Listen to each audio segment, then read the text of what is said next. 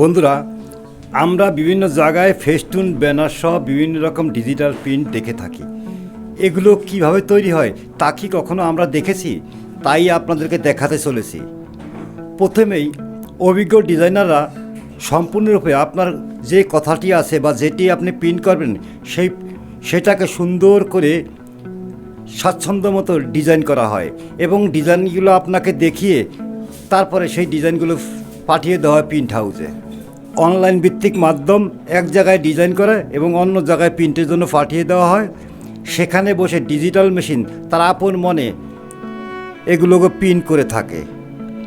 এই প্রিন্টিং দেখতে খুব নান্দনিক এবং সুন্দর, পর্যায়ক্রমে ধারাবাহিক প্যানা, পিভিসি বা ভিনাইল যেটাই বলি ডিজিটাল প্রিন্টের আইটেম, এই আইটেমগুলো পর্যায়ক্রমে থাকে প্রিন্ট হয়ে বেরিয়ে আসে।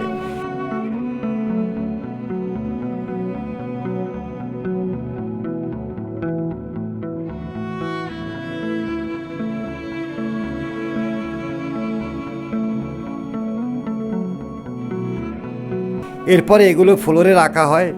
তারপরে এগুলোকে সুন্দর করে লেমিনেটিং পদ্ধতি, যেটাকে বলি আমরা প্রিন্টিংয়ের উপরে আবরণ, সেই আবরণটিকে দেওয়া হয়, যাকে আমরা বলি লেমিনেশন।